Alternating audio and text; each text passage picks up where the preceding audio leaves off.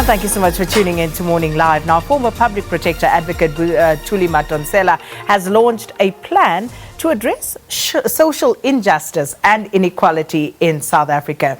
And she shared her M plan at the Social Justice Summit and International Conference, which took place recently. Civil society, academia, business, former politicians and senior public servants also weighed in on different issues, including education, policy, and of course, unemployment. And to discuss this further, we join now by the former public protector, who is now the Law Faculty Trust Chair for Social Justice and Law Professor at the University of Stellenbosch, Advocate Thuli Madonsela. Welcome. Thanks for speaking to us this morning. Well, good morning, Sakina. Thank you for this privilege. And good morning to the viewers. Let's just start with the M plan and what motivated that. Really, for me, it was my role as a public protector that motivated the social justice quest. There was a match between the University of Stellenbosch's desire to be a force for good in South Africa and to embark on social justice and my desire. During my role as a public protector, I found that there were so many communities that were left behind in such a way that they generated young people that you would call in Zulu amadela gufa, the young people who feel there's nothing to lose. You know, the people in Northern Cape who closed schools down, the people who during the state capture investigation felt that they don't care about that, they don't care about corruption because every day they have nothing to eat, fees must fall. So it was things like that that made it clear to me that democracy is at risk. If we don't address social justice, we're going to lose the democracy project. But also that we're not going to be able to have a thriving economy. Any economy that leaves the bulk of its people behind is doomed to fail. And unfortunately, that is our reality. This is why we talk about first and second economies in this country, because the bulk of the people, as you say, the majority have been left behind. No, that's true.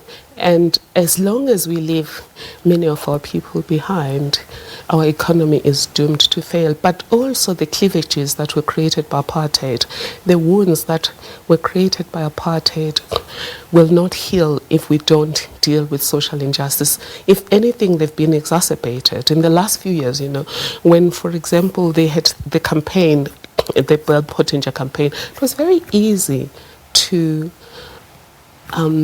arouse anger because the anger was there. So basically, the social justice project is to continue the project of healing the divisions of the past.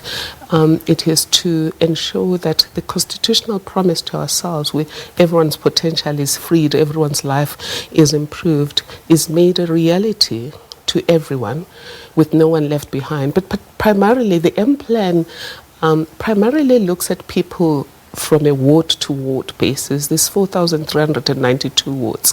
When we say poverty in South Africa is at 55.5%, and among Black African people it's 64.2%, unemployment at 29%, we're looking at averages, but in some communities you're talking 90% to 100%, and that's a recipe for disaster, both in terms of development, because of the structural inefficiency in our resource utilization, but also in terms of the rule of law and peace. We can say, Minister of Police, do your damnedest in fixing crime. We're not going to fix crime if we don't fix the socio-economic conditions that drive crime. But how do we go about fixing it? Because, as you say, we have failed as a nation to translate the promises that we've made to ourselves through the Constitution. We failed to translate that into any meaningful action, any meaningful outcome for the broader nation. So how do we fix it? By changing the way we think and the way we act. We have failed in delivering our constitutional promise to ourselves, but we didn't fail without trying. When I said we failed, I didn't mean we did nothing in the last 25 years. I just think we've been doing it wrong. For example, the Constitution has Section 9, which is equality includes the equal enjoyment of all rights and freedoms. And Section 9.2 talks about measures may be implemented to advance equality. We then passed the Equality Act. And the Equality Act had an anti-discrimination part, which is dealing with random discrimination, odd discrimination, and it had the promotion of equality part, which acknowledge that we have systemic inequality and systemic discrimination, and therefore we had to proactively fix it. 20 years after the Act, it's not been implemented. The section, the Chapter 5 of the, but it wasn't implemented because here I blame Treasury. Treasury refused to implement Chapter 5 of the Equality Act. Refused. And it's wrong for one government department to decide to override everything that everyone else is doing. We're really paying for what Treasury did in the problem that we're having today. But you know, the M plan is not about blaming Treasury or blaming anyone. It's about saying we have a systemic problem. Apartheid was a systemic system. It touched education, it touched land, it touched spatial disparities in terms of the Group Areas Act. It touched every corner of life to keep some at the top, the white community at the top, particularly white men, and to keep black people at the bottom, particularly black women. If you are going to fix the problem, you're not going to tinker in small spaces as we've done with BEE or as we've done with the Employment Equity Act. And failed at it. You have to fix the... Well, BE was doomed to fail. The concept of BE is right, but the assimilationist model of BEE that was created was doomed to fail. Just from an economics point of view, it was doomed to fail. You can't have a few lift the majority. Countries that have succeeded have invested in small businesses everywhere. And townships, villages, where we go every day, there are many people that are starting businesses. But like in a monopoly system where some were given an advantage to start first and take the whole space and then start being the gatekeepers, the people who are coming in from the townships and villages are confronted with gatekeeping and they can't penetrate the system. So you need to open up the system for all our sake. So how, once again, how do we do this? Last week we spoke about the latest employment equity report, and we have passed legislation. There are acts that govern what is supposed to happen in order to fast-track transformation, but it has been all but fast-tracked because we're hardly making any gains in that regard. Well, we've made a few gains, Sakina. But if we're talking about 1%, I do agree. You know, yes. Really, what are we doing? Well, I want to say to South Africa, in many ways, today is better than yesterday, but it could be better. In the M plan, we're proposing 3 things, and at the conference, they added a 4th. The 3 things is policy, and the second part is people, and the third part is resources, and then they've added leadership as a fourth element, leadership and building a capable state. The policy part is you need a systems approach to policy, and secondly, you need a social impact conscious policy making process. I made an example. What does that mean in layman's terms? It means when you draft a policy, for example, the Treasury has come up with a plan on the economy. Before you implement it, before even you send it to the public, you subject it to a data analytics process that tells you, will this policy advance the life of poor people? Will it advance women? Will it advance disabled people? Will it advance black people? Will it close the gap between rich and poor? Will it close the gap between villages and urban areas, small farms and big farms? So that's the first part. The second part is people. The plan is about social accountability, bringing people into the monitoring process.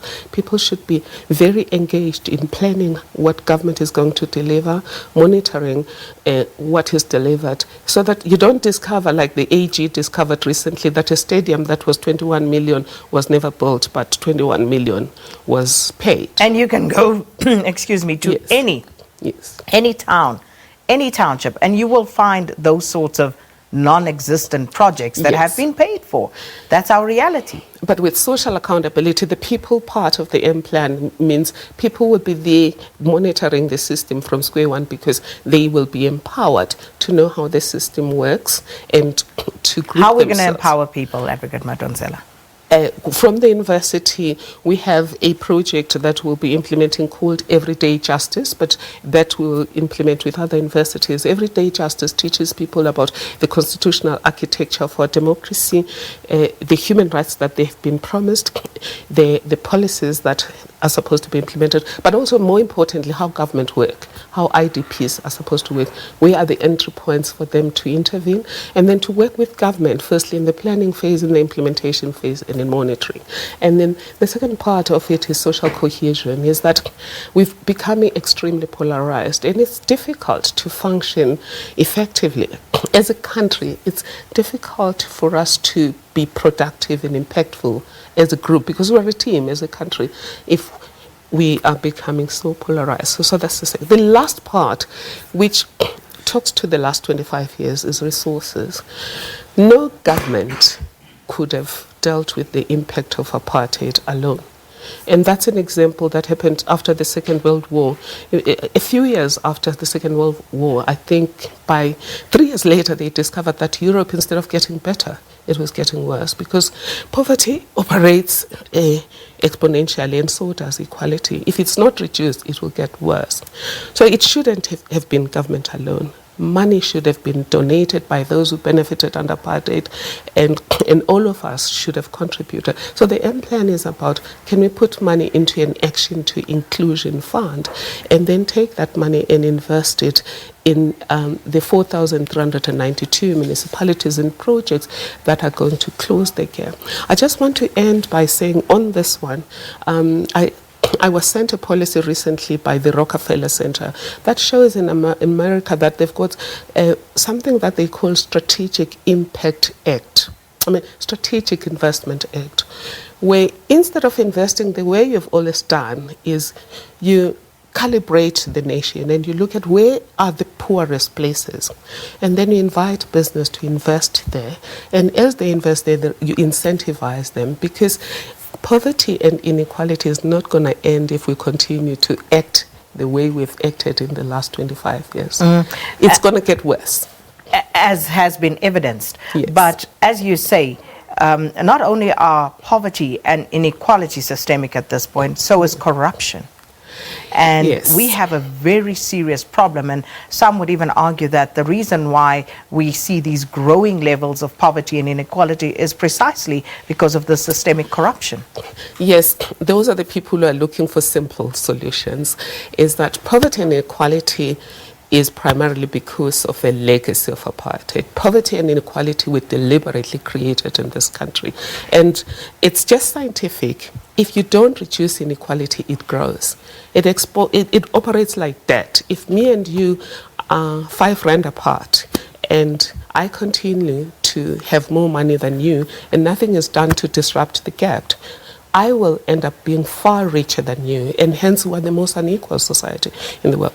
But yes, corruption has been part of the factor, and corruption erodes everything. In fact, the young person who drove me here was saying corruption makes everything expensive. And it has done just that in South Africa, where a tender that could have been 3.5 billion, Gautrain, for example, 35 billion. In industry, if me and you have a deal and you're building something for me, if you delay, and if because of your delay the cost escalates, you pay for it, the contractor. But in government pays for it. Why does that happen? It's because there's compromise. There's people are compromised. People are conflicted.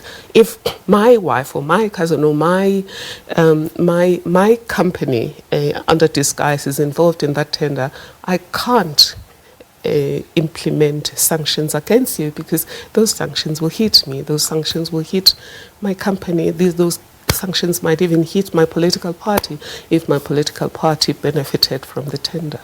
Well, certainly look forward to having further discussions as time goes on about some of these plans and initiatives that this M plan hopes to address. Thank you so much for coming through this morning. Former Public Protector Advocate Thuli Madonsela, a Law Faculty Trust Chair for Social Justice and Law Professor at the University of Stellenbosch, talking to us about how the country should address the social injustice and inequality that we face.